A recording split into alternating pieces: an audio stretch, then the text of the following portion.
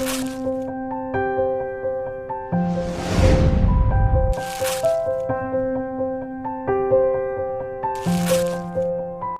araw, Driven Community. So, nandito tayo ngayon sa ating pinakabagong episode na DDM Diaries or Driven Digital Diaries. It is an episode na mas marami tayong makukuhang mga inspiration at motivational videos galing sa ating mga guests in every episode. Yan. So, once again, this is Tessie, one of the head coach ng ating Driven Community. And tonight's episode, napakaganda ng ating pag-uusapan ngayon. Kasi syempre, special guest yung ating guest for tonight and for tonight's episode. Diba? So, nakaka-excite kasi, kumbaga sinasabi nga nila, from rags to riches. And from ordinary person, turning into extraordinary. Kaya, sabay-sabay nating alamin ang storyang tagumpay nitong ating guest. Okay, so syempre excited na ako ipakilala ang ating newest awardee from Millionaires Club member. So, Miss Jan Melinda Ramos. Hello! Hello sa lahat po ng mga nandito sa ating Driven Community, and thank you din sa ating napakagandang host na si Ma'am Tessie. Yeah, thank you for accepting our invitation. Siyempre, ikaw pa ba? Siyempre. Ayan. So, by the way, kasi syempre, this is our first episode ng ating DDM Diaries. Yes. So, makakapag-inspire tayo ng mga manonood natin, diba? Tsaka yung mga audience natin, diba? Kasi, out of our audience is mostly puro mga international. Okay. Yung mga kababayan natin, diba? Mga nasa ibang bansa. So, syempre, consider ka pa rin ba sa kabataan? Siyempre naman, mukha lang akong 19. Naintindihan kita dyan. Ayan. Diba? Siyempre, ikaw yung our latest achiever, diba? Ng ating community. Tama ba? Ito lang Monday. Nitong Monday. So, it is held from, sa MOA Arena. Oo. Tama? Grabe, daming Recognition tao. rally. Grabe na. Media rally actually ng ating buong company. So, syempre, ang nakikita namin ngayon is your achievements. Kumbaga, result. Yung result na, diba? Kumbaga, rank. One of the highest rank ng ating company. Pero, syempre, alamin natin kung ano yung stories of behind the success. Kung anong meron ngayon si Miss Jan Melinda Ramos. Saan nagsimula si Miss Jan? Kumbaga, from the start na ako naman is working student ako before, nung bago ako ma-involve sa community natin. Pero taga Laguna talaga ako. Kumbaga, legit na taga Kalamba.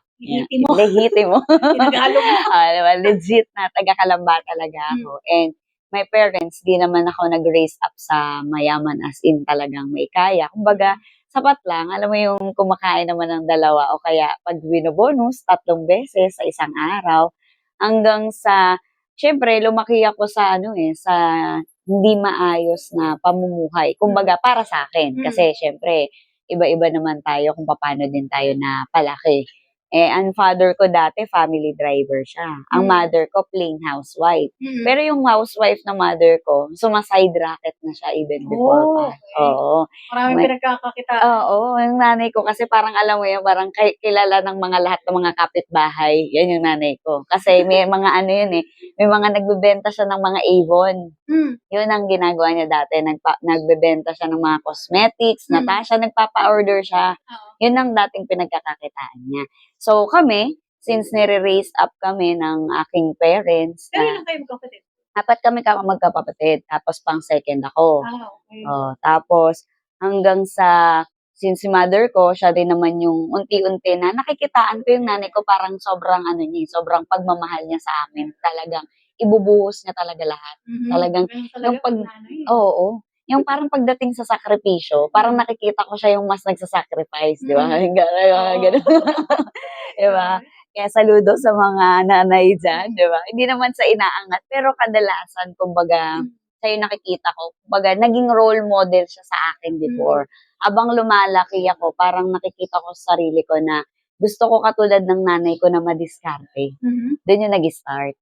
hanggang sa elementary, high school. Pagka-graduate ko ng high school, nagsimula na talaga maghanap ng pagkakakitaan. Okay. Syempre, alam mo naman, sa amin kasi sa Canlubang, for almost 10 years of my life, walang kuryente doon, ha? Talaga? Walang kuryente So, ibig doon. sabihin, gasera. Kandila lang Gasera, kandila, nabutan ko yan. Okay. Pati yung mismong hindi uso sa amin yung gasol.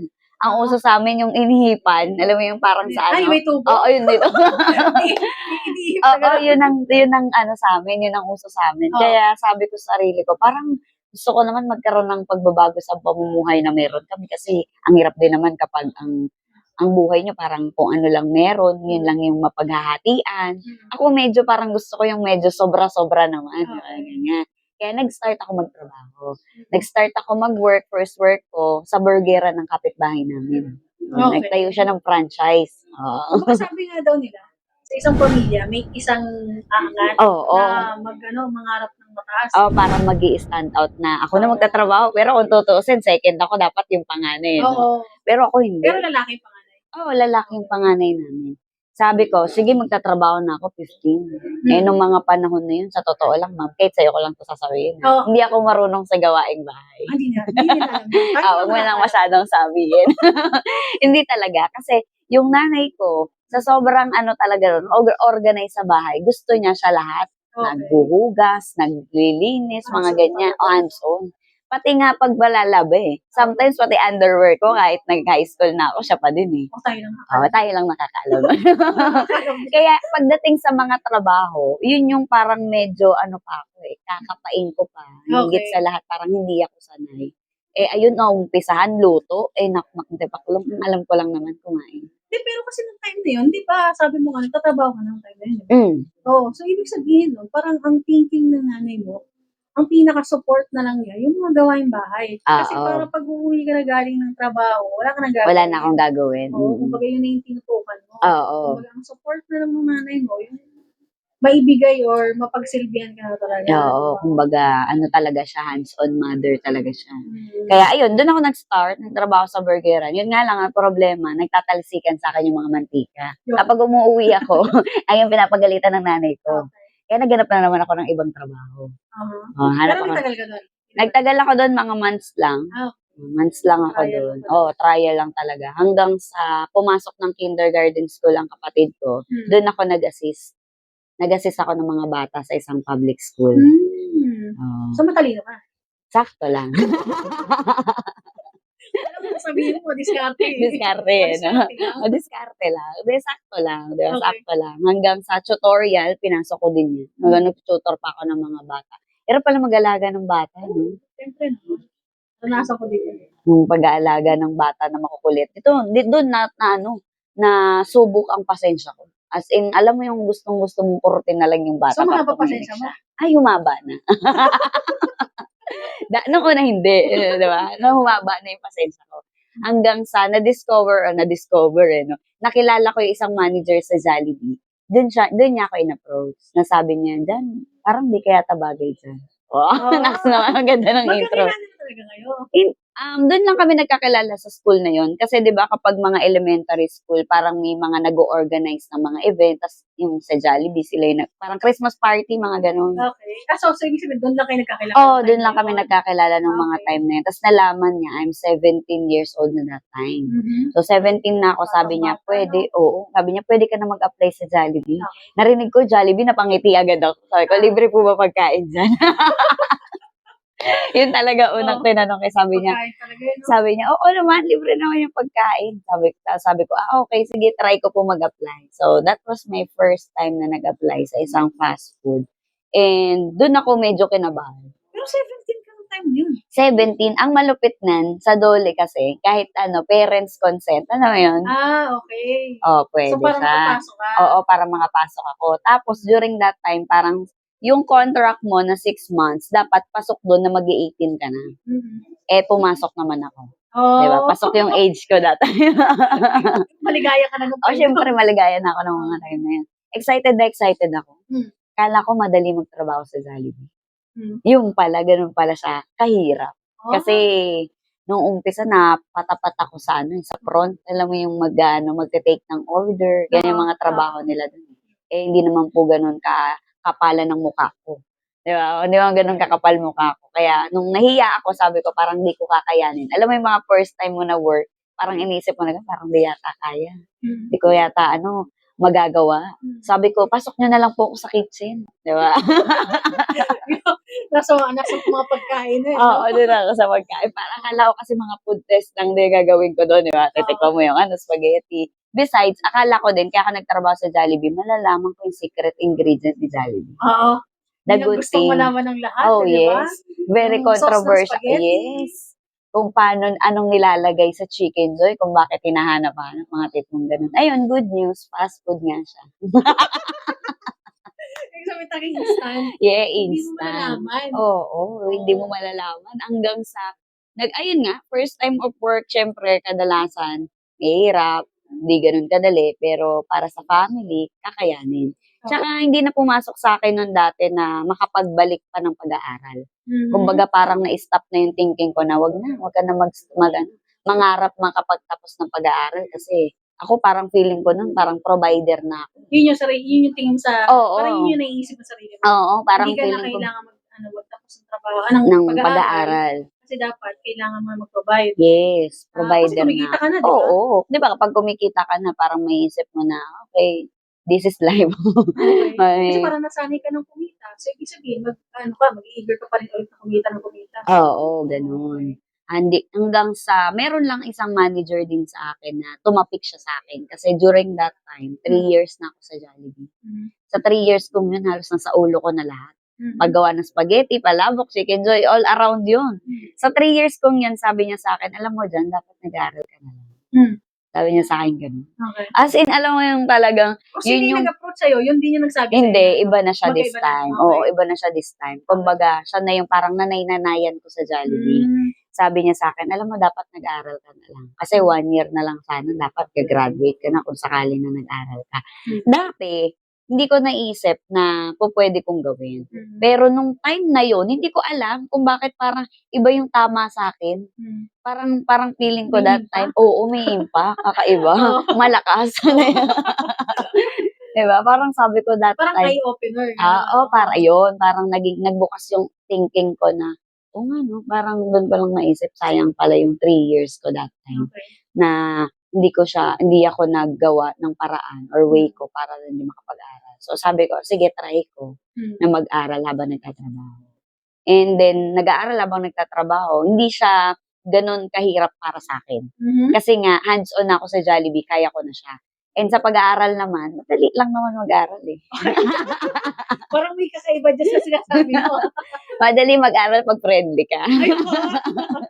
May cheat code. May mga cheat code yan. Siyempre, di ba, kapag sa school, kailangan mo ng mga friends dyan. Kailangan mo ng connection. Yeah. Kailangan mo ng connection. And that was the time na nakakilala rin ako ng mga iba't ibang classmate ko na. Dito na siguro na nag-aral na ako, dito na ako naka-expose ng mga iba't ibang mga personality ng mga kaibigan. Kasi yung circle of friends ko dati, mga ka-workers ko lang eh. Alam lang naman ng mga co-workers ko, tara, inin tayo, gala tayo, ganyan. Nung nag-aaral na ako, another experience naman. Kasi pinagsasabay mo siya eh. Doon meron sa akin kaibigan ko na nag-open, na sabi niya sa akin, why not mag-extra income ka? Manap ka ng extra pagkakakitaan. Tatlo na yung possible na pag lalaanan mo ng oras. Oo. Pero seryoso, hindi ka nahirapan doon? Na working student Working ka, student, siguro para sa akin, una, kasi sanay na ako sa puyatan. Nung tira yata ako eh. The night person talaga ako, ma'am. Night person ako. Kumbaga, ine-enjoy ko lalo na kapag gabi. Yung ginagawa. Yung sa trabaho, di ba? Di ba? Iba yun naisip mo. Night person ako. Siguro ang siguro struggle part lang as a working student ko that time, involving money talaga. Okay. Involving pera lang. Doon ako nahirapan kasi nga, di ba sabi ko sa'yo, parang feeling ko that time, breadwinner ako. Tapos masakit para sa akin kapag di nagbibigay sa parents. So, ibig sabihin, yung kinikita mo as crew, sa'yo lang? Hindi. Or, I mean, yung kinikita mo as crew, yun yung ginagamit mo pang gastos sa expenses mo sa school. Oo. Tapos, aside nun, binibigyan mo pa yung nanay mo. Oo. Ay, meron pa pala akong hindi nababanggit. Oh. Hanggang nag-college ako, ang ATM ko nasa nanay ko. Ay, okay. Bongga. Siya ang nagmo-manage ng ng pera ko. Basta pag humihingi lang ako, binibigyan niya lang. Okay. Ganun. Sana all, no? Kumbaga sa akin, sa side ko naman, parang dun ako hirap nung mga panahon na yun. Okay. Paggamit Having ng money. pera. Yes. Okay. Kasi ang alam ko Magastos lang, ka ba? oo naman, syempre. Mas nililibre ko ang tropa ko kesa sa pamilya ko. Sugar Oo, mommy. Huwag naman. Hindi naman sugar mommy. Oh. Mas lang talaga ako magbigay sa ibang tao rather than sa... Pagbigay mo sa akin. Oo. Mas dumadating sa point na mas malaki gastos ko sa mga tropa ko kaysa sa pamilya ko. Ganun ako mapagbigay. Yes, dumating ako sa point na gano'n. Tropahin mo ako. Diba? Pero natuto na ngayon. So, ganun eh. So, yun yung time na sinabi niya sa akin. Even though, sabi ko, paano ko siya gagawin? Kumbaga, extra income, parang extra job, extra, ko na naman. Manager mo rin yung sabi? Hassle. Hindi, this time, ko na siya, friend ko siya, classmate ko siya actually. Okay. Isa siyang SM supervisor. Classmates, Sa From high school? Hindi, college na. Ano college Oo, na? nung nag-working student na ako nun. Saan ka college? Sa PWU, Philippine Women's University. Ay, bongga. Pero may lalaki doon. Hindi naman lahat ng babae na nandun, babae din. Salamat. Hindi tayo sigurado. Hanggang sa, ayun nga, since in-approach niya ako that time. Sabi ko, nung una, medyo hindrance. Kumbaga, nag-hinder ako na baka hindi ko kayanin kasi nag-aaral po ako sa umaga. Ang schedule ko po, 6 ng umaga hanggang 2:00 nasa school. Tatakbo ko ng 1 oras. Hindi pala tatakbo, mag-jeep. Mag-jeep ako papuntang trabaho, 3 to 10. Nakakauwi ako sa bahay, mga 12:00 na.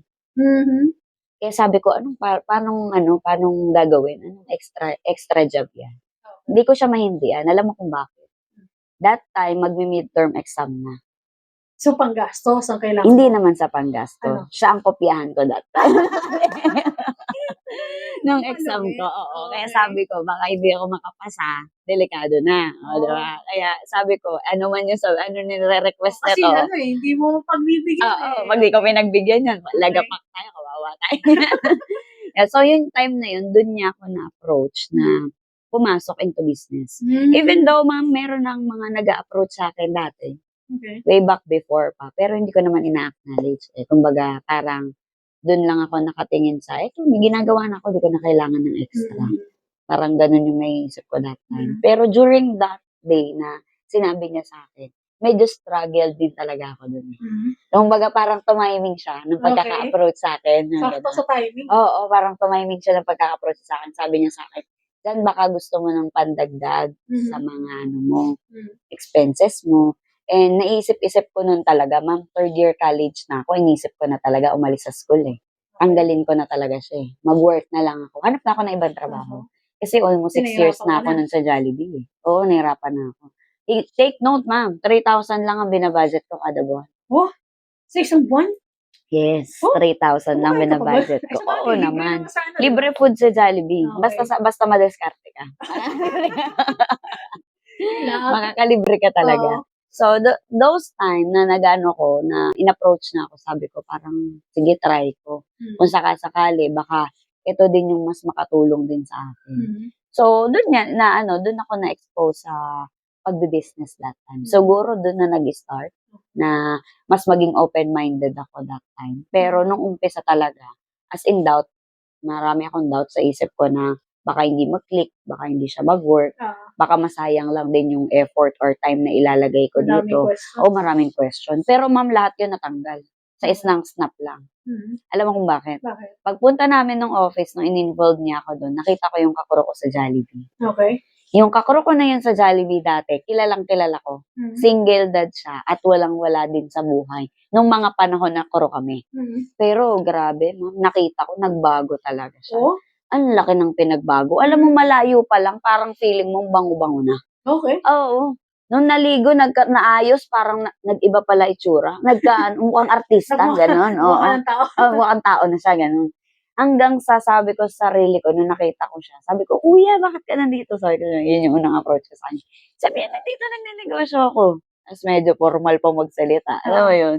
Parang sabi ko, wow, kung ano yung ginagawa niya, kung ano man yung ipakita nila sa akin, for sure parang tingin ko kaya. Okay. So, doon yung nag-start. Hanggang sa kahit nag-aaral at nagtatrabaho ko, during that time na nag-start ako mag-business, parang sa akin okay lang. Kasi nga, iniisip ko no, di naman ako magtatagal sa pagtatrabaho ko eh. Yun. So, ibig sabihin parang nagkaroon ka ng short term. Mm. Okay. May may deadline. Oo, parang Ng gano'n. pagtatrabaho. Oo, kasi sino ba naman, ma'am, gugustuhin mo ba naman pang matagalan ka din magtrabaho? So that time, naisip mo or nakita mo yung sarili mo na magnenegosyo ka na. Oo. Okay. Kasi nakita ko na iba pala kapag nasa business side ka rather than sa employment side ang ginagawa. Lalong-lalo na pagkita. Di ako mukhang pera. Pero kailangan ko lang talaga nito. Yes. Totoo yun. Ito naman yun. Hmm. So, parang tool kasi ang pera para at least ma-fulfill mo yung mga gusto mo sa buhay. Yes. Diba? Tsaka makapag-provide ka din. So, yun yung time na sinubukan ko. Sinubukan ko siya and at first, maraming tao na ayaw Okay. sa ganitong klase ng industry. Unang-una na doon yung karelasyon ko that time. Kasi may lover ako that time.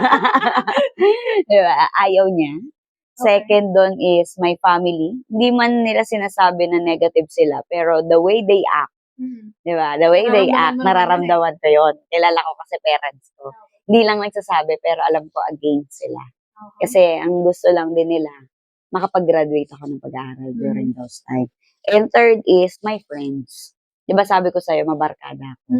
Ito yung pinaka mas sa akin, mas hurt sa akin. Okay. Yung mga tao na akala mo susuportahan ka, sila yung lumalayo sa'yo. Hindi mo talaga makikita eh. True. Diba? Pero kung magsasabi nga naman ng mga sikat na negosyante na kilala ko, sabi nga nila na mas nag-i-improve ka as a person pag unti-unti nang nababawasan ka ng mga kaibigan.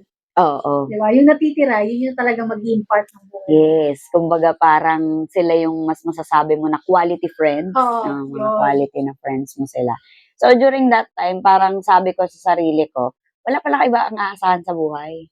Parang sabi ko, wala pala iba ang aasahan ko, di sarili ko lang din. Kasi kung yung mga ibang tao na nasa paligid ko, ayaw din nila. Pero ito yung maganda. Kasi yung community na pumalit naman sa akin, which is the Driven community right now, sobrang naging supportive sa akin. Oh. Sobrang parang naintindihan na nila ngayon kasi with the proper mindset, so parehas na yung mindset nyo, tsaka yung mindset na pinili ng community, so doon na nag-align. Yes. Okay. Kumbaga, mas malaki yung naitulong nila sa akin. Parang alam mo yung sinasabi ng iba na may mawala man, pero may pumapalit pa din na mas bago, di ba? So, doon ako nag-start. Doon ako nag-start na mas maging intact na lang sa mga positive people, sumama sa mga tao na ang pinag-uusapan, more on magaganda. Ano nga yung motto mo dreams. na patungkol dun sa sa mga taong malis? Ayun nga, yung sinasabi ko kanina. People come and go. People come and go. Natitira yung mga karapat-dapat na maging part na may natututunan ka din, which is yung talagang mag-align din kung ano yung gusto mo sa buhay. Diba? Napaka-importante din pa talaga yun, no? Yes, totoo. Kung sinasamahan mo, yun din yung magiging ikaw.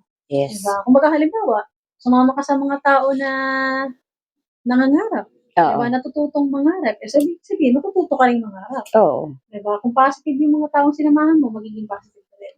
So, napaka-importante rin pala.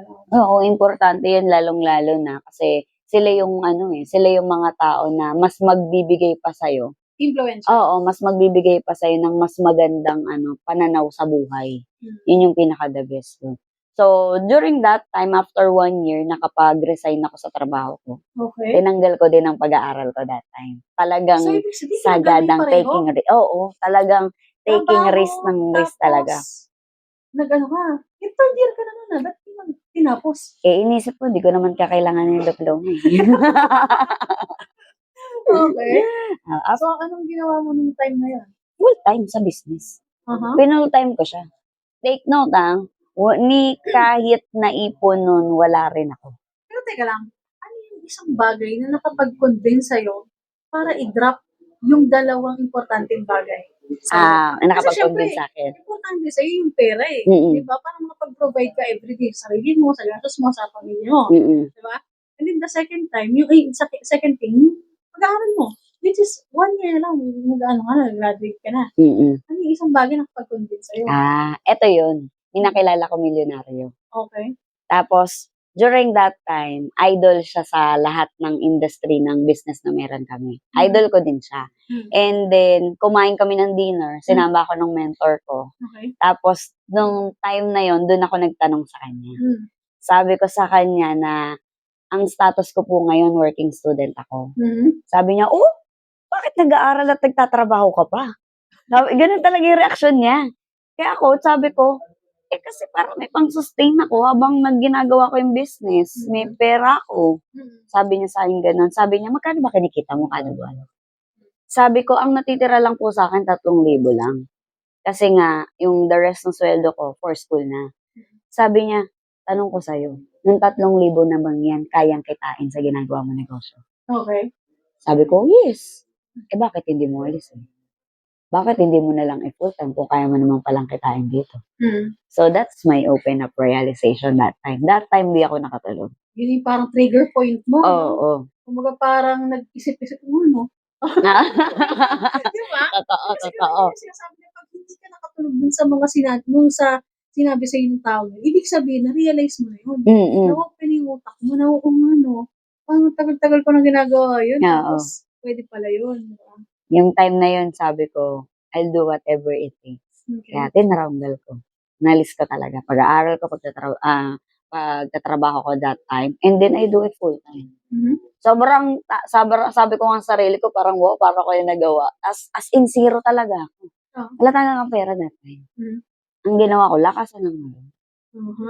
Lakasan ng loob. Sugal kong sugal. Oo, sugal kong sugal. Oo. Okay. Dumadating ako sa point na ang kain ko lang, nagkakape lang ako, nagtitinapay lang ako sa isang araw. Diba? Pero, ang ginagawa ko naman na diskarte, nagbebenta ako ng produkto. Nagbebenta ako ng product sa umaga. Nagda-direct nagbebenta ako ng kape. Tapos, pagdating ng hapon, yung benta ko, syempre, yun yung panggastos ko, and then yun yung pang-business ko na.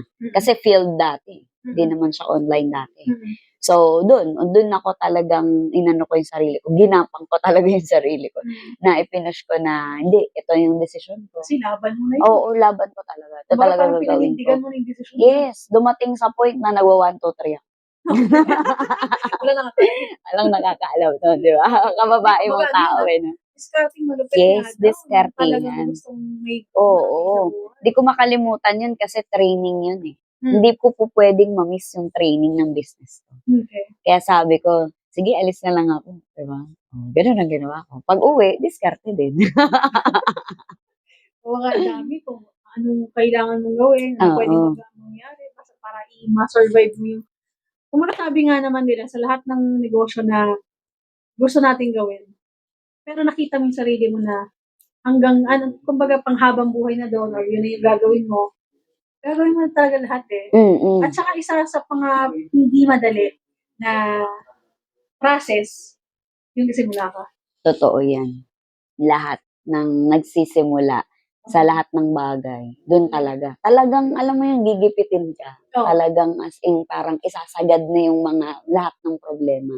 Diba kung tayo, ang tao, kapag nagkakaroon niya ng problema, sometimes ang iniisip mo na lang, wala na, alis na lang ako para mawala na siya maga. Parang run away ka na lang. Pero ako sinubukan ko talaga ilaban. Sinubukan ko talaga na harapin yung mga side na yun. Higit sa lahat, syempre, enjoy mo na lang din. Diba? Nagkakaproblema ka na nga, lang namang malungkot ka pa. Mas masaya na harapin mo na yung problema, nakangiti ka. At least hindi pa halata na may problema ka. Diba? Ganun. Okay. So, nung time na yun, ano yung parang syempre, nagkasimula ka na. Kumbaga, ano yung parang bagay na parang napapansin mo na parang medyo nag-i-improve na eh. Okay na eh. Parang nagkakaroon na ng improvement na yung parang kumbaga step by step, nararamdaman mo na parang unti-unti kumikita na. Parang gano'n. Ano yung point na yun? Ano yung situation na yun?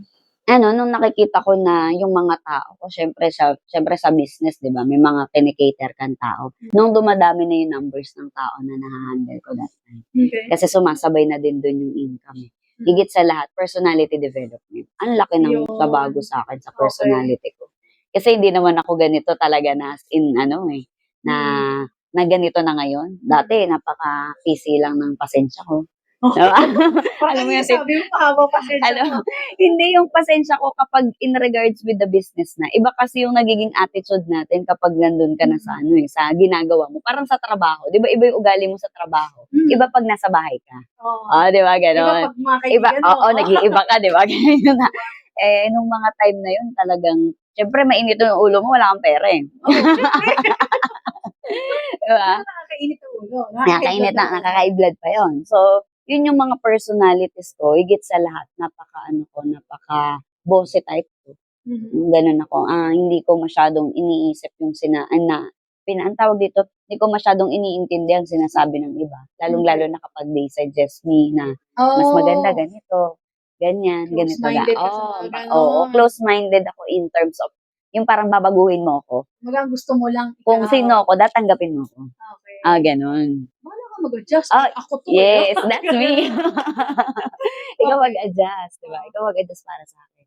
Pero in the long run, dun ko mas naintindihan, saka naunawaan na, hindi pala dapat ganito yung attitude.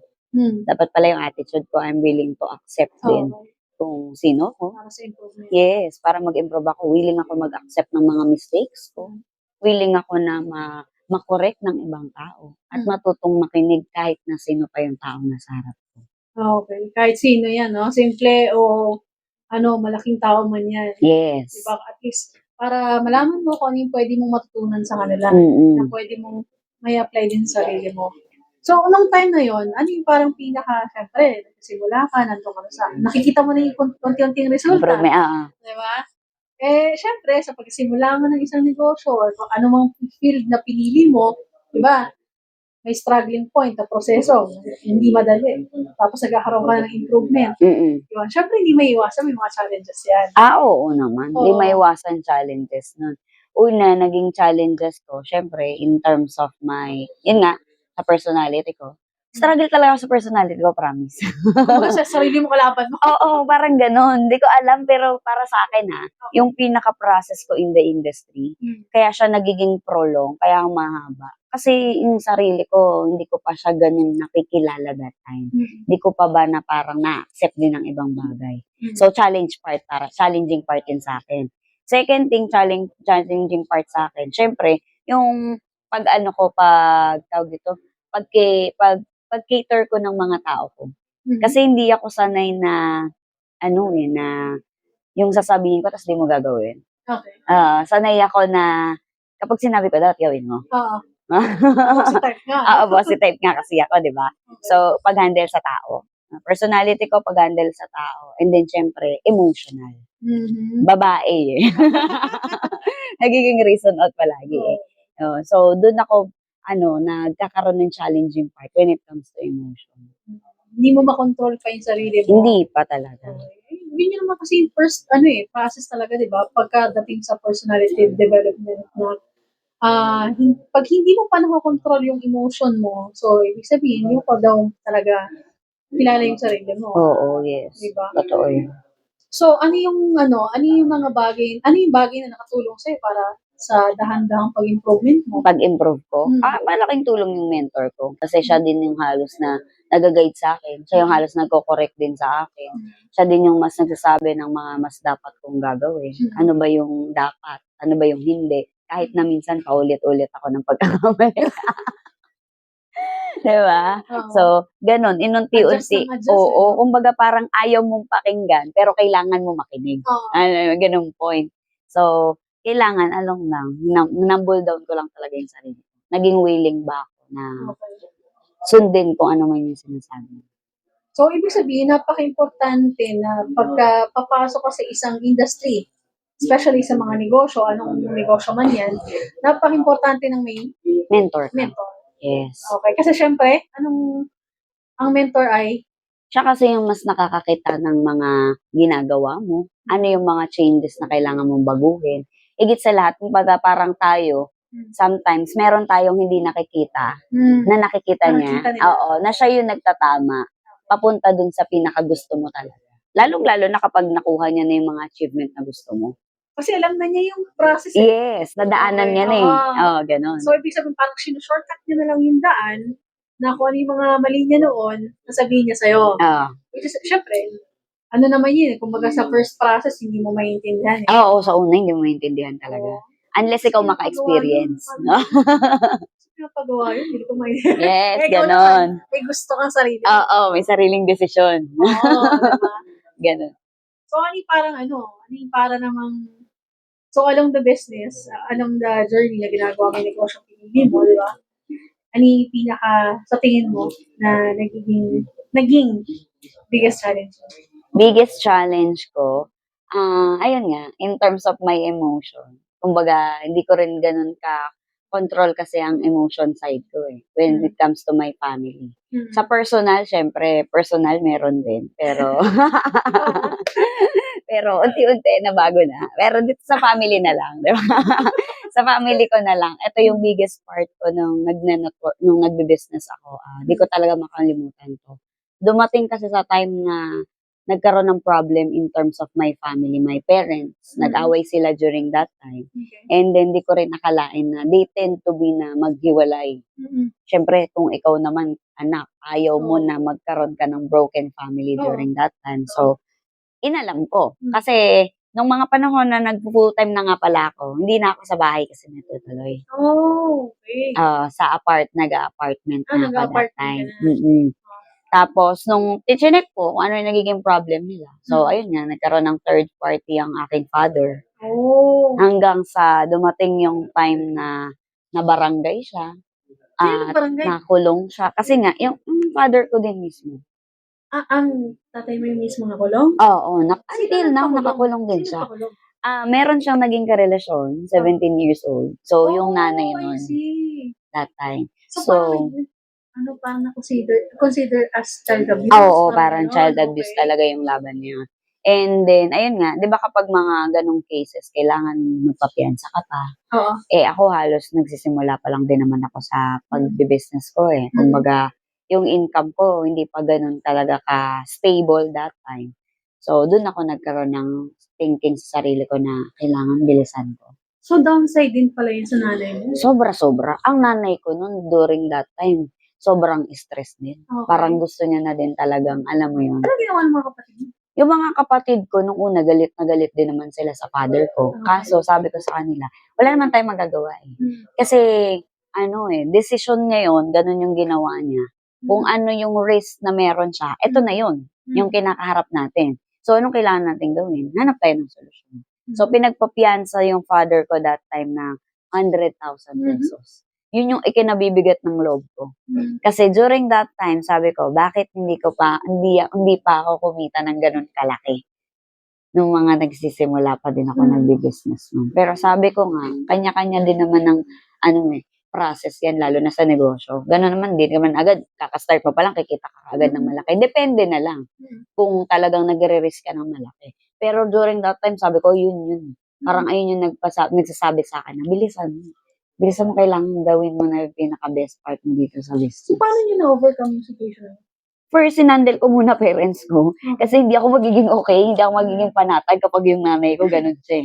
Diba? Sinandel ko mother ko, kinausap ko siya. As in, sabi ko sa kanya, kailangan tatagan mo yung loob mo. Kailangan lakasan mo yung loob mo. Isipin mo na lang. May nag-motivate. Oo, dito ko nagamit yung yung side ko naman sa Kasi ibig ganun kalaki na itulong ng community mo? Oo, ganun kalaki.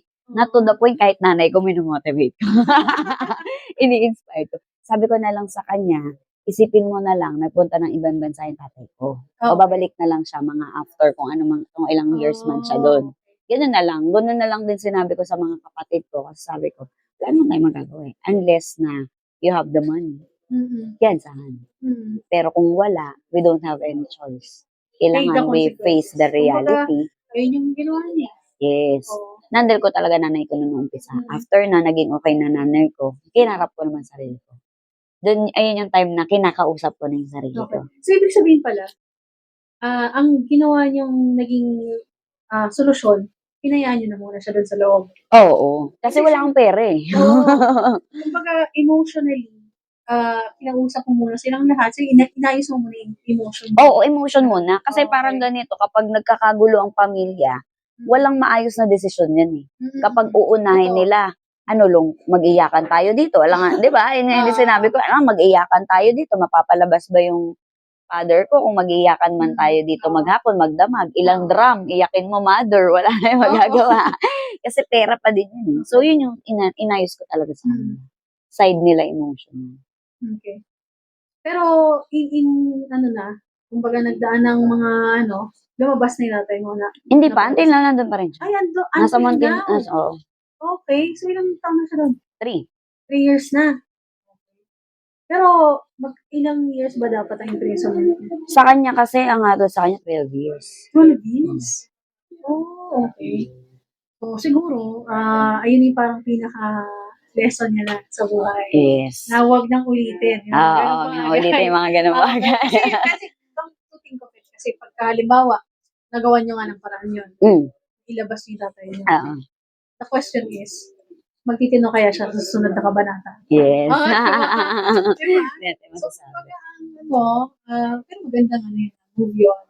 Kumbaga, let it be. Kung wala ka pa naman magiging solusyon. Oo. Tsaka, sa taas mo na lang din. Yun talaga yung the best. Okay.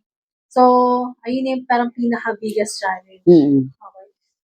So, nung nasolusyonan mo na yung sitwasyon na yun, ayos na yung emotion, ano na yung sumunod na kabanata or chapter na parang, sige, after na naayos mo na yung sitwasyon na yun, ano na yung sumunod na parang nagkaroon ka na ng achievement? Ayun, doon na nag-start yun na pinasok ko na online. Oh, I see. Online based na. And then hanggang sa, sabi ko sa sarili ko, I'll do whatever it takes para mas ma-achieve ko kung ano yung kakailanganin ko, especially in terms of money. Yun yung kinakailangan ko. Tapos, ano yung mga gagawin ko on the rest of my life. Saan ako magpo-focus? So, nag-focus muna ako sa all throughout business. Lalong-lalo na pandemic na din. Pandemic, kulong ka na talaga. Oo, kulong ka na talaga. Wala ka na talagang other choice. Pero yun naman pinagpapasalamat ko sa business. Kasi kahit nasa bahay ka, magagawa mo siya. Pumasok kami ng international noon that time. Okay. International na hanggang sa unti-unti, doon ako mas kumita. Sa loob ng pandemic, almost kinita ko 300,000 pesos. Ganun sa kalaki.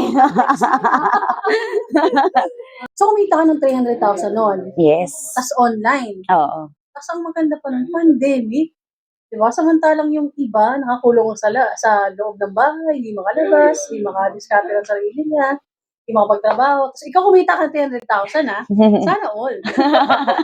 Diba? Hindi, pero kumita ka ng 300,000, sabi mo kanina, 100,000 lang yung kailangan ng tatay mo para makapagpiyansa. But hindi po pinyansahan. May specific limit lang siya kung kailan ko siya pwedeng bayaran.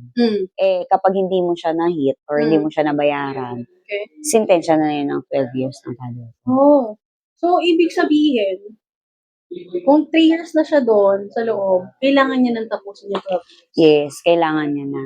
Depende na lang kung magpa-file kami ng para mapaikli siya. So, yun yung pinaprocess pa. So, yun yung pinaprocess na. Okay. So, yun yung parang pinaka-part ng biggest challenge. Oo. I see. Tapos, kumita ka ng 300,000, di ba? Out of expectation. Grabe. Kung online pa. Yun yung maganda. Pero may idea ka about online? Wala. Kasi ang business ko field Kumbaga, masanay ako ng usap ganito. Hindi ako sanay na usap on camera. Hindi gano'n. So, madaldal ka? Tama lang. Hindi ko iniwala yan. Okay. So, nung time na yon, parang, syempre sabi mo, nabanggit mo kanina, di ba, international? Okay. So, ano yun? Mga OFWs ba? Yes, OFW, DH, mga iba doon, may mga graduate din naman sila, pero nasa ibang bansa nagtatrabaho. Nagano'n ka ba ng ibang lahi? Noon, nag-market ako ng ibang lahi, especially Zambia. Pero saglit lang naman yung market. Oo, Africa. Okay. Market ng Zambia, English ng konti. So, marunong ka mag-English? Yes, of course. Okay. Okay, so syempre may mga alam-alam din naman eh. Oo. Pero sa bagay, sabi nga naman nila, hindi rin naman sila marunong mag-English. Oo, kaya nagkakaintindihan din. It's a tie, di ba? Ayun, so, nung kumita ka na, tuloy-tuloy na. Yes, Diba? dun na yun. din. So, marami na rin achievements, di ba? So, ibig sabihin, marami ka na rin din natulungan na mga katulad mo din. Yes. Na nag-part-time. Na full-time na sila ngayon. Okay, nag-full-time na rin. Mga OFWs na rin, especially, di ba? Oo. Okay. Itong mga natulungan mo na to, na mga tao, which is mga OFW din, gano'n, kakilala mo? Hindi ko sila kakilala. Mostly. Okay. Ano yung pagkakaiba na, na pagkakilala mo sa hindi? Pagkakilala mo kasi yan, lalo na kapag alam niya yung personality mo. Kasi during that time, suplada effect tayo. Hindi tayo ganun ka-approachable ng iba. Kumbaga, yung circle of friends ko, sila-sila lang din. Sila-sila lang din nakakilala sa akin. So, since kilala nila ako, hindi sila ganun naniniwala sa kakayahan ko. Or hindi lang siguro sa kakayahan ko, dun sa business itself na pinasukan ko. Hindi wala sila ganun katiwala. Pero sabi ko, parang ganun din man yun. Wala kang tiwala dun sa in-offer ko. Parang feedback nun sa akin, wala ka rin tiwala sa akin. Kumbaga kasi sabi kasi na, pagka makakilala mo yung kausap mo, tapos aalukin mo ng negosyo, ang una nila makita, ikaw talaga, result mo agad. Yung negative. Negative feedback. Yung mga pagkakamali mo ba? Oo. Okay. So, ibig sabihin, mostly talaga nang nagtiwala sa'yo ay? Mga hindi ko kakilala. Hindi mo kakilala. Kasi, syempre, nakikita ka nila as a new person eh. Oo, bagong person na higit sa lahat. Kapag di mo kasi kakilala, parang nandun ka sa feeling na mas mabilis ako mag-gain ng trust sa mga hindi ko kakilala. Okay. Tsaka, pinafollow ka talaga nila na as inspiration para sa kanila. Diba? Yun yung maganda. Kasi, magkakaroon ka din talaga ng mga supportive group na magbubuo mo. Diba? So, nagtuloy-tuloy ka na. Parang isa sa mga naging challenge mo naman. Online. Yan naging challenge online. Challenge ko online. Ngayon ko lang yata sasabihin to. Nag-online po ako, ang cellphone ko. Hindi siya di ba, commonly cellphone, ang keypad nandit, touchscreen. Touchscreen naman yung cellphone ko. Yun nga lang kasi nasira yung LCD niya. Okay. Nag-start ako doon, nag-online kami. Yung cellphone ko parang ganito, yung kalahati dito sa keypad niya, hindi na siya nagana. Kaya ang ginagawa ko sa cellphone ko, niro-rotate ko para dito siya mag-pad. Alam ba tayo sa cellphone na yan, ha? Yun yung unang struggle ko talaga. As in, kapag nag-chat ako, syempre nakikita naman ako ng iba.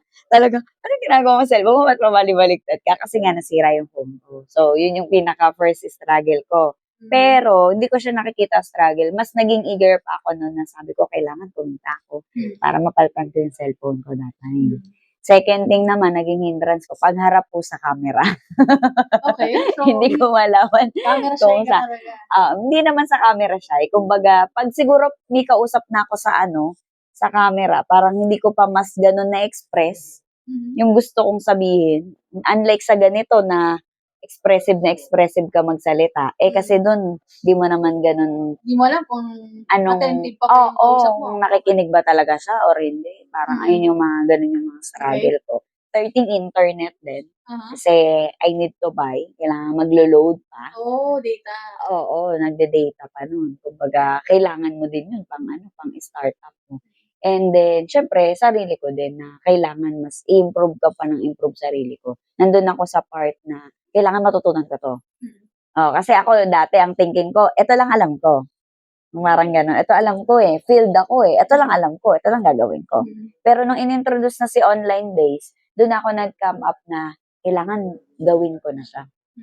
Kailangan makapagsimula na ako now na. So, doon yung unti-unti na din siya. Nasanay na. So, marami ka naging struggle point dun sa pagpasok ng online. Kasi from field, nag-switch ka into online. Okay. So, yung phone mo, diba? Rotation. Oo. Tapos yung personality. Okay. So, yun yung maganda din. Pero kumita ka na 300K. Yes, kumita ako. Kasi sabi ko sa sarili ko, kailangan paltan ko na talaga tong phone ko Diba? So, that's the power of social media. Oh, yes. Hindi ko akalain nga na ganun pala ang kalaki ng market ng social media. Oo. Kumbaga siguro underestimate ko Kasi lang before. nagsimula rin talaga na sumabog yung social media nung pandemic. Oo, Kasi pandemic. nasa bahay na lang lahat. Tsaka dun mo ma-appreciate lahat. Na-appreciate mo lahat nung during pandemic. Ma-appreciate mo yung mga situation na meron. Kaya hanap ka na lang talaga ng pwede mong gawin para pagkakitaan. Oo. Di ba marami ka naririnig dyan na mga iba na nag-work, nawalan sila ng trabaho. So, anong diskarte gagawin mo? So, ako during that time, cellphone lang talaga ang pinaka naging puhunan ko. Okay. Sandigan ka na yan. Sabi ko, kailangan mag-produce to sa akin ng outcome. So, after nung 300K, siyempre, anong pakiramdam mo naman? Siyempre, sarap naman sa pakiramdam. Oo. Para ka namang lumilipad eh. Di ba from crew, magkano kinita mo? 3K? 3,000 pesos. Per month. Yes, per month. Tapos yung 300K, kinita mo in pandemic In pandemic. Tapos Take nasa note, bahay ka hindi pa. siya 1 year. Almost lang siya, kalahati na ng taon. Doon lang kami talagang nagdiretso ng ng Okay. online. Oo. So, ganun siya kaganda. So, ano yung parang naging realization mo na, parang sinabi mo sa sarili mo? I want more. Okay. Kasi, di ba, may point ka ba na sinabi mo na hindi ka sumuko? Yes, meron din sinabi ko na, nasabi ko rin sa sarili ko that time, kaya ko naman pala eh. This time around, parang i-challenge ko naman yung sarili ko, next level naman. Doon ko na hinihit yung Millionaires Club. Ayun. Ano yung parang point ranking yun, di ba? Ranking siya ni company na kapag nahit mo yung accumulated income mo na 1 million, you will be awarded as Millionaires Club. So, ibig sabihin, na-hit mo na yung 1 million. Yes. The first 1 million. Oo. Pero before that, syempre bago mo na-achieve yung ano mo na, ano yung parang pinaka-struggle point mo naman bago mo ma-achieve yun? Yung 1 million ko? Yung rank mo, tsaka yung at the same time, yung total income mo. Yung total income ko. Nung una hinihit ko siya, last 2022. Yun, 2022 talaga yung nakaset sa utak ko. 2022, awardan ako. Okay. Parang nire-ready ko na talaga yung sarili ko. So, during that time, hindi ko siya na-hit ng 2022. So, medyo na-disappoint pa ng konti. Medyo na-disappoint pa ng bagya. Besides, meron akong mga people under my organization na hindi rin sila nag-active or they tend to be na gawin kung ano yung ibang mga mas priority nila during those time. So, ang kailangan kong gawin, mas magkaroon ako ng other plan pa para mas makuha ko din siya, para mas ma-hit ko siya. Unang naging struggle ko nga doon ayun, in terms of handling people. So, online based siya, kaya hindi siya ganun kadali mag-handle ng mga tao nang sa screen mo lang nakikita. Diba? Unlike sa sanay ka na namimit mo, diba? Lalo na, ganyan. Rin ako in terms of time. Mag-sacrifice din talaga ako ng oras ko kasi ibang oras natin sa ibang bansa. Yun, isa din yun. Kailangan mag-adjust ako na parang tipong aswang na ako. Sa gabi kagising, madaling araw. Yun yung mga part na sabi ko sa sarili ko, kailangan ma-overcome ko. And then, syempre, in-increase ko talaga yung kaalaman ko sa business. Para mas maging pa ako, mas maging prepared pa ako sa mga kung ano mang gagawin ko. Nung una, nahirapan ako mag-release talaga ng tao. Ayoko nang may nawawala sa akin. Diba? Parang ayoko nang may mga tao na... Sasaktan ka pa. Oo, nung umpisa. Pag may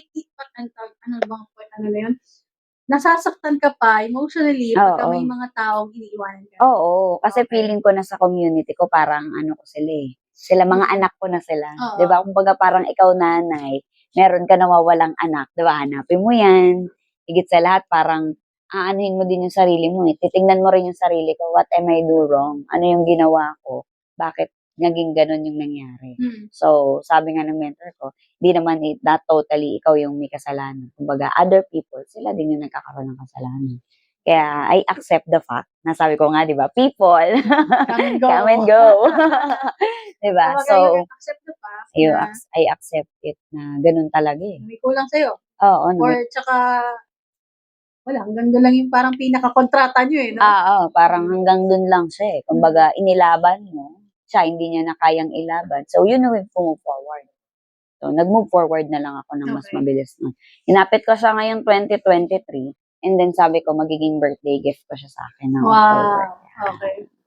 So, nung na-hit mo na nitong time to, nung last na, awarding? Hindi. Recognition? Ano naman yung time na parang, ano yung naging feeling nung time na visit? Oo. alam Declared mo, na. oo, mga gano'n. Ano naman yun, syempre. Alam mo yung, sa isip-isip ko, nung una talaga nakita ko yung pangalan ko sa listahan. Talagang Okay. parang di ako makatulog. Parang sinasabi ko sa sarili ko, eto na yun. Alam mo yung unti-unti nagpa-flashback sa'yo. Oo. Putik na yun, ganito ka lang nag-start dati. Oo. Diba? Nagsimula ka sa wala. Talaga. Pumasok ka dito sa business na to, pinasok mo, hindi mo alam kung may patutunguhan ka ba talaga o wala.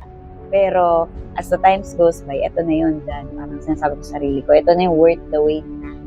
Diba? Parang lahat na ng sakripisyo mo, bayad na na. Kumbaga, sobra-sobra pa. Kaya fulfillment, grabe yung fulfillment sa pakiramdam. Na tipong, hindi ka maiiyak kasi dun sa mga na-experience mo in life, maiiyak ka na lang kasi sobrang saya ng pakiramdam mo.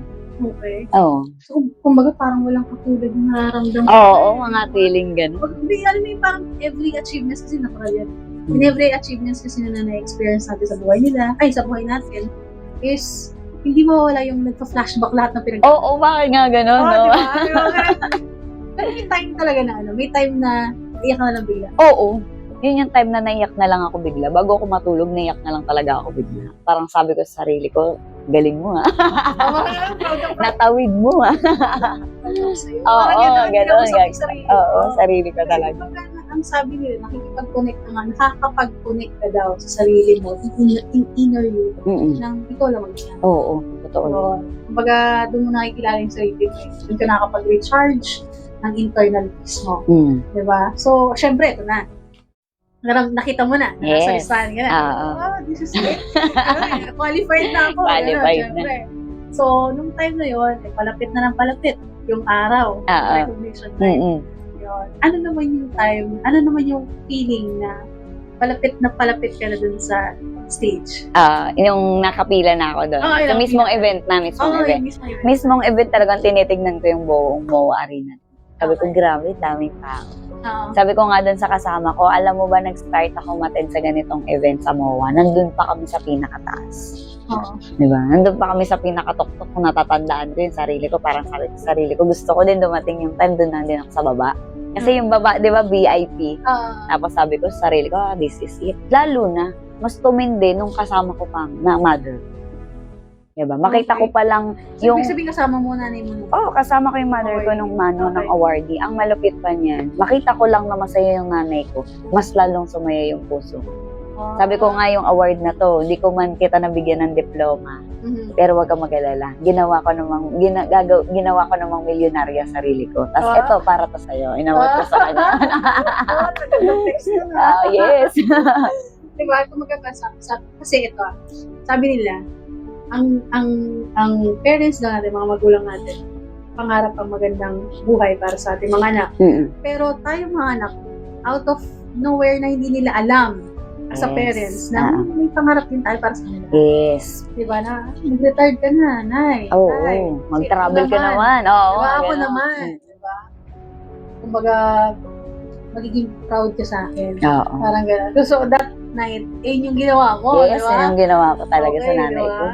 Kumbaga, parang magiging inspirasyon yun sa lahat ng mga kabataan na makakapanood ng video na to.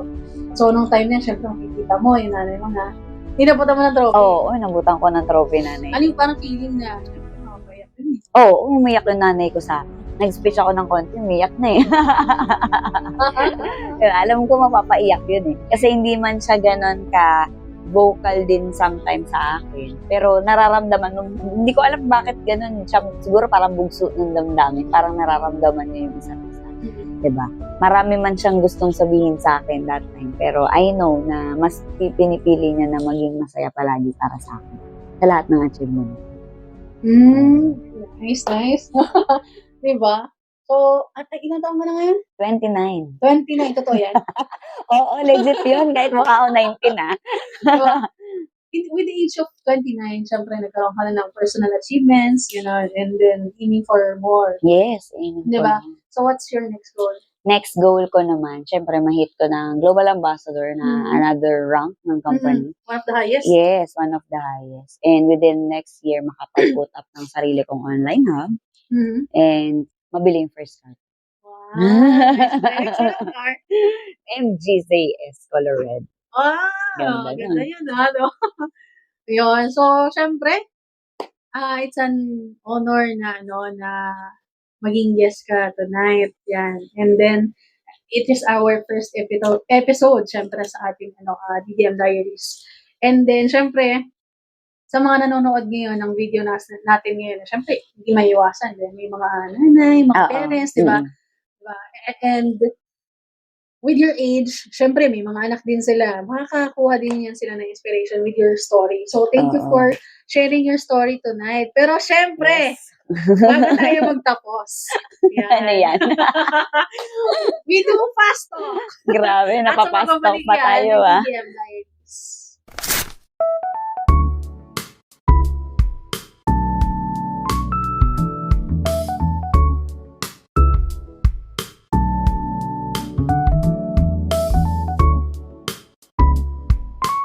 Welcome back again sa ating DDM Diaries. And syempre, bago matapos ang ating episode na to, hindi ko mahahayaan na hindi sumagot sa fast talk etong ating guest. Grabe, may papasok. So yun, ang mo dito, pwede kang mag-explain or ng short explanation mo, o pwede kang hindi. O kaya naman kung wala kang sagot, o hindi mo maisip yung sagot mo, Pass. pwede kang pass. Okay. So yun, Game. lights on or lights off? Lights off. Oh, lights off. Tall or short? Short. Short ba yun? Oh, bakit sa akin mo Pass or snow? Pass. Dogs or cats? Dogs. Dogs. Okay. So, Jollibee or McDonald's? Siyempre, Jollibee. Doon ako galing eh. Siyempre, legit. Umili ka pa pag natulog? Hindi. Hindi. Ano yung kasama mo? Humihilik yung kasama ko. Pinaka-hate mong subject kung nag-aaral ka? Filipino talaga. Filipino? Kasi Filipino na tayo, ba't pinag-aaralan pa? Oh, okay. Malay mo, mali-mali yung grammar. Okay. Hindi, basta nababoard lang ako pag Filipino subject. Okay. So, ibig sabihin, favorite yung math? Math and English. Ay, bongga! Matalino ka talaga, no? Tama lang. Tama diskarte. Tama diskarte lang. Yun. The person would you like to see as President of the Philippines? Siyempre si BBM. Oh, bakit? Ilocano din siya eh. Ilocano ka. Ilocano ka. Oo, Ilocano. Hindi halata? Hindi lang halata. May blood yan. May blood run yan. Ayun, madali ka bang makiyon? Oo naman. Alam ko na sagot yan. Ito, hindi na kailangan pastok to, ha? Ayun. So, next is may katropa ka ba na miyembro ng LGBT? Meron. Okay, so, kasi di ba, yung iba, hindi madali nakikisama sa kanila. Oo, merong iba na hindi nakikisama. Pero para kasi sa akin, nasa personality ng tao yun. Kahit na ano pa man siya, wala namang ginagawa masama sa'yo. Bakit di mo pakikitunguhan ng maganda yan? Diba? So ako, I truly accept it. Pero before, ganun din ako. Parang medyo may pagka-hate. Hate ko rin yung mga ibang ganun. Pero sabi ko, acceptable naman yung mga ganung tao. Okay. Yun. Kailan ka ba huling behas nagsimba? Nung pumunta kami ng Padre Pio ng Tuesday. Bongga. Ano pinalangin mo? Prayer for everything. Siyempre, good health. Lalo na sa akin, sa family ko, sa community, sa mga tao na tinutulungan ko. And then, success and achievement of other people. Okay. Ma-achieve nila mga gusto nila ma-achieve sa buhay. At syempre, ako din. Mga personal goals ko. Love life. Love life? Hindi pa sa ngayon siguro. Okay, Ayan, so, what is your security blanket? Parang yung hugot mo sa buhay, parang, feeling na parang yung, ano nga to? Releasing of emotion mo pagka na-down ka, parang ganun. Prayer. I do praying talaga. Bukod sa prayer, sa kausap sa kanya, kausap din sa sarili. Ayan. Self-talk talaga. Oo, self-talk. Para makilala mo yung sarili mo. Yes. Okay. So, how much do you spend time in the bathroom? 5 to 10 minutes. Grabe? Gano'n lang kahaba? Ano yun? Alam yan ng mga kasama ko. Baka mamaya doon na natulog. Yun. How do you release your anger? Pumipikit ako, humihinga ako, and sometimes kumakanta ako. Talaga? Talaga? Oo. Okay. Bakit kumanta? Marunong kumanta? Konti lang naman. Wag mo na akong pagsampulin, medyo may bayad yung kalimig. exclusive tayo. Exclusive to exclusive. Ayun, what defines you? What defines me? Kapag nakilala mo ako, doon mo malalaman. Oh? Talaga? Parang Yes. hindi pa kita kilala. Parang ikaw pa ba? Ayun, so next is what is your greatest achievement? Greatest achievement na nakuha ko, ito, Millionaires Club. Okay. Yes. So, ano pa? Sa mga ano pa? May mga higher pa Nilook pang forward susunod. pa, oo. Look forward pa. So, if you would someone for a day, who would you be and why? Ay, budget! Kung sino ako magiging. Oh. Siguro, parang superhero na lang, para maganda. Ano kasi superhero yan? Superhero? Yung kayang, tumagos sa pader. Bakit? Invisible man. Bakit? Gusto ko ma-feel yung yung parang maano ka lang, makakapunta ka sa... Oo, hindi ako nakikita ng lahat, pero sila nakikita ko. Para ma-feel ko yung parang ginagawa ni God. Okay. Na-monitor ko lahat, nakikita ko lahat. So, dapat CCTV na lang. Hindi, pag tumatagos yung mabilis sa access no? Tagos ka kaagad sa lahat Parang gano'n. Oo. So, last question, if you have eliminate one emotion in your life, what would be? Magiging short-tempered. Bakit? Gusto ko syempre malis yung short-tempered mo kasi yun lang yung isang bagay na alam ko mas makakatulong din sa akin. Lalo na kapag nasa iba't ibang situation ka ng buhay mo. Kunwari, kapag may in terms of problem ka, hindi pwede na unahin mo muna na mag-react ka sa mga bagay-bagay, di ba? Hindi pwedeng unahin mo init ng ulo mo most of the time, di ba? Hindi pwede yun. Lalo na kung nag-handle ako ng mga tao sa community ko. So, kailangan talaga mas ma-release ko yun para mas maging aware pa ako sa lahat. Saka mas makilala ko sa sarili. Oh, nice. So, what is your favorite podcast in Draven community? Siyempre, the Raven Digital Marketing Diaries. I used to only think about you. Never thinking of what to do now. Well, my kind of dragon soup. I know you never meant to lose. The one thing that cared about you. I forget everything you said that wasn't true. Well, my kind of dragon soup. Na na na na.